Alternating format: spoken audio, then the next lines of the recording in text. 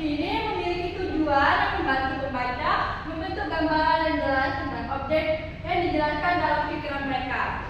Maksudnya adalah tes deskripsi ini kayak seperti mendeskripsikan sesuatu objek yang kita lihat. Nah, kan tadi kan tujuannya, nah tujuan lainnya itu tes deskripsi ini dibuat untuk menggambarkan objek secara rinci dan lengkap dari sudut pandang penulis dengan melibatkan 5 kesan atau panca indera yang membantu pembaca membayangkan suatu objek. Walaupun kita tidak ada objeknya, juga kita bisa menggunakan pikiran kita kayak mendeskripsikan suatu objek. Misalnya kita ingin mendeskripsikan mobil, pasti sudah ada di dalam pikiran kita mobil itu seperti apa. Misalnya mobil itu memiliki roda 4, warnanya warna apa, mereknya merek apa, seperti itu. Nah, kalau ciri-ciri tes deskripsi ini ada 3, yaitu dari segi tujuan, dari segi objek, maupun dari segi isi.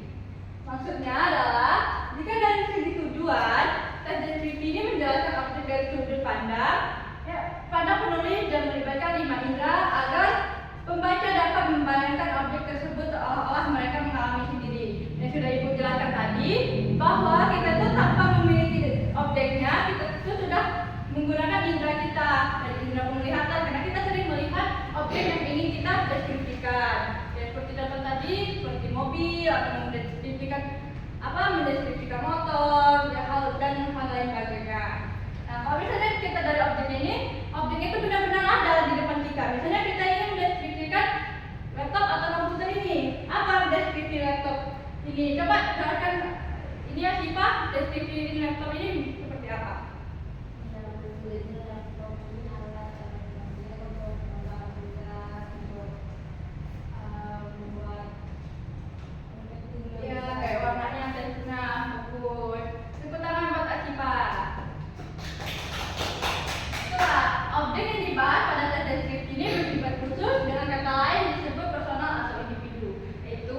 Memiliki benar-benar ada objek di depan mata. Kalau dari segi isi tes deskripsi ini harus menjelaskan, menggambarkan secara rinci, jelas, dan lengkap objek yang dijelaskan. Nah, ketika kita ingin menjelaskan tes deskripsi atau mendeskripsikan suatu objek, kita tuh bakalan harus jelas mendeskripsikannya. Misalnya kayak Asifa tadi kan sudah menjelaskan laptop ini berwarna hitam, digunakan untuk mengerjakan tugas, untuk presentasi, atau membantu kita untuk belajar. Nah, itu kan sudah jelas. Maksudnya ya itu kan berarti memang isinya itu benar-benar yang kita tahu atau benar-benar jelas dan faktanya. Asifa tadi kan tidak menjelaskan secara basi-basi atau secara itu kan sudah jelas benar-benar isinya seperti itu. Nah, di sini selanjutnya tuh jenis-jenis tes deskripsi. Tes deskripsi ini berdasarkan bentuk. Yang pertama, tes deskripsi berbagi menjadi 2 bentuk, yaitu tes deskripsi yang berdiri sendiri dan tes deskripsi yang menjadi bagian dari tes lain. Maksudnya ini, kalau misalnya tes deskripsi berdiri sendiri, dia ini memiliki tanpa acuan-acuan objek tertentu. Nah, yang kedua ini berdasarkan isi. Tes deskripsi berdasarkan isi terdiri dari tes deskripsi sosial, tes deskripsi objektif, dan subjektif. Nah, kalau tes deskripsi objektif ini yang tadi ada suatu wujudnya, yaitu seperti tadi kan kita ingin mendeskripsikan suatu benda atau mendeskripsikan suatu hal, itu tuh ada objeknya. Seperti ya, objek yang ada pada kelas ini. Kalau misalnya tes deskripsi subjektif itu kan sesuai dengan pikiran kita. Kayak kita ingin mendeskripsikan, kalau misalnya Ibu memberikan materi atau memberikan tugas, kalau mendeskripsikan satu yang kalian pikirkan atau yang kalian ketahui selain di kelas ini, berarti kan kalian menggunakan subjektif, yaitu deskripsi dengan indera tadi kan, menggunakan indera tadi. Nah, di sini ada struktur tes deskripsi. Yang pertama itu identifikasi, deskripsi, dan simpulan. Kalau kita struktur tes deskripsi ini kita harus sesuai dengan strukturnya. Yang pertama identifikasi. Nah, identifikasi dari awal tes deskripsi tersebut yang berisi pengenalan nama objek, makna nama, lokasi, sejarah lahirnya, atau gambaran umum lainnya, lokasi, sejarah, atau gambar ini Maksudnya yaitu, misalnya kita ini mengidentifikasi suatu objek melalui teks. Misalnya, ibu memberi tugas deskripsikan tentang rumah adat kampung, ataupun ibu memberi kalian teks. Teks itu tentang kayak ada teksnya itu terdiri dari adat kampung, rumah adat kampung, ataupun pakaiannya, pesta pernikahannya. Nah, kalian itu bisa mendeskripsikannya. Nah, maksudnya itu kayak kan ini kan sudah ada makna dari rumah adat itu kan, rumah adat kampung itu kan luas besar. Maknanya itu apa? Terus selain itu ada lokasinya. Lokasinya itu biasanya itu terdiri di mana atau terdapat di mana, seperti itu. Oh, misalnya sejarahnya, nah sejarah terungkapnya kampung itu gimana? Di kampung itu seperti apa?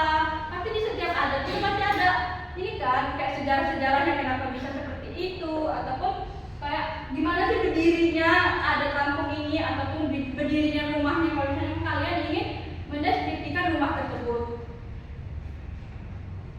Nah, terus yang kedua ini deskripsi, memberikan perincian tentang kondisi objek mulai dari wujud, fisik, ukuran, lokasi, suasana, dan maksudnya yaitu tentang kondisi objek. Nah, kalian pasti udah pada tahu kan rumah adat kampung itu seperti apa, ataupun baju-bajunya yang kayak seperti pepadun, saibatin itu kan. Kalau saibatin kan berwarna merah, berbeda dengan pepadun berwarna putih, dari stikernya ataupun dari alat-alat yang dipakai. Terus kalau melalui kayak wujud fisik, lokasi itu suasana, lokasinya itu yang seperti apa. Misalnya kita menggunakan rumah adat itu tuh kapan sih bakal digunakan, ataupun lokasinya kan. Nah, misalnya lokasi rumah adatnya itu kan ada yang benar-benar tetap, ada yang di desa-desa atau di kampung-kampung yang masih menggunakan taruh karena rumah adat mereka seperti dosanya masih kecil ataupun seperti apa. Nah, penjelasan lebih rinci dari teks deskripsi. Nah, kalian itu simpulkan setelah kalian menjelaskan segala macam tuh, kalian simpulkan keseluruhan dari teks yang kalian deskripsikan tadi, dari rumah adat, pakaian itu kalian simpulkan. Jadi menjadi satu. Nah, kaidah kebahasan teks deskripsi. Yang pertama itu menggunakan kata sifat untuk mendeskripsikan objek, misalnya cantik, tinggi, dan hitam. Nah, misalnya kalian ingin mendeskripsikan baju adat tadi, baju adat kampung itu seperti apa, apakah bagus ataukah kurang itu atau apa, pasti kalian menggunakan kata-kata tersebut. Yang kedua itu menggunakan kata benda terkait objek yang dideskripsikan. Misalkan kucingku, sekolahku. Nah, itu tuh kalian menggunakan seperti rumah adat, ini rumah adatku karena aku orang kampung, seperti itu kan. Jadi kalian itu harus menggunakan kata-kata tersebut. Yang ketiga itu menggunakan kata kerja transitif, dan yang keempat kata kerja keterangan. Yang kelima menggunakan kata kiasan, dan yang keenam menggunakan kalimat aktif. Nah, langkah-langkah membuat deskripsi ini ada yang udah tahu?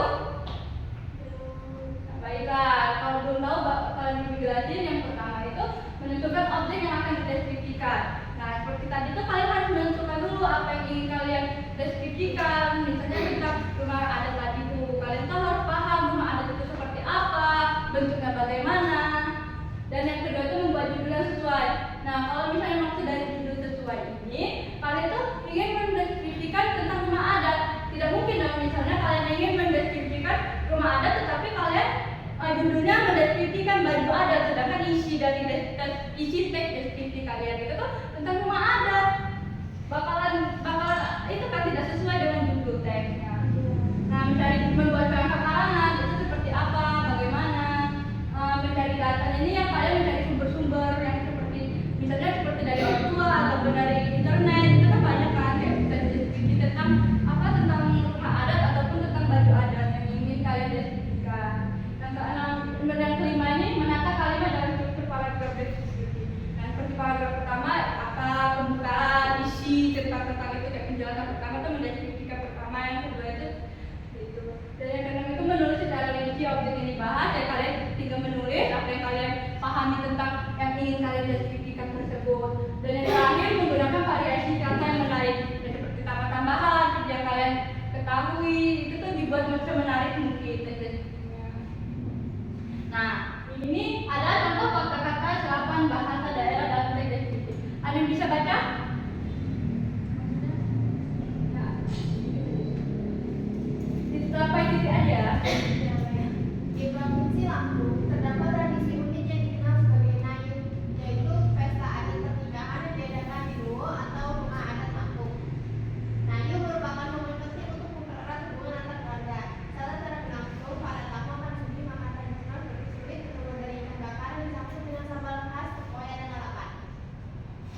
Ini kan kita kan membahas contoh kosakata serapan bahasa daerah dalam tes deskriptif. Ada yang bisa jawab apa contohnya?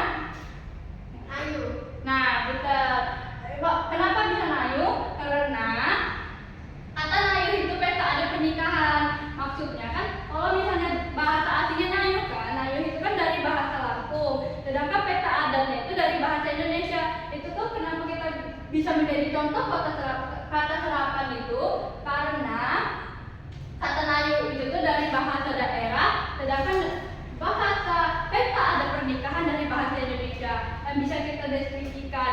Karena tidak semua orang bisa atau dapat mendeskripsikan tentang kata Nayu tersebut. Kalau misalnya kita menggunakan kata peta ada pernikahan, pasti rata-rata orang pada tahu dong gimana peta ada pernikahan tersebut. Gitu pun juga Nuos, Ruit, Tiga Gemutan, Tapis itu memiliki tes deskripsi tersendiri, dari itu tes deskripsi ke bahasa Indonesia. Kalau kan kita ini kena bahasa Indonesia kan, jadi kita harus menggunakan bahasa Indonesia. Kalau jika kita sedang belajar bahasa Lampung, maka yang kita gunakan yaitu kata Nayu, Nuos, Ruit, Tiga Gemutan, dan Tapis. Tes gitu kan? Nah, maksudnya itu tes ini menggambarkan tradisi Lampung dengan memanfaatkan kata-kata asli daerah yang memperkenalkan budaya lokal kepada pembaca yang lebih luas. Kata-katanya memperkuat identitas budaya Lampung. Nah, maksudnya itu yang tadinya kita tidak tahu Nuo itu apa menjadi tahu, Nayu itu apa jadi tahu.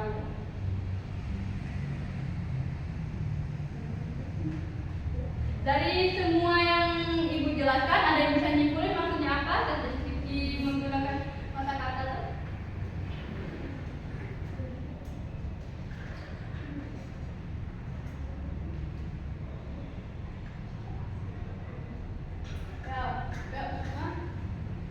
Jadi teks deskripsi menggunakan kata serapan dari bahasa asli itu maksudnya adalah menjelaskan sesuatu dan tetapi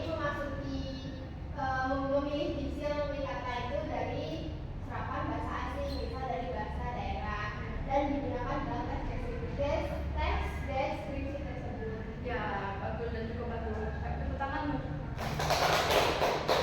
Oh ya, di sini kita sudah selesai belajarnya. Ibu ingin mengasih tugas pada kalian. Tugasnya itu kalian itu mencari teks deskripsi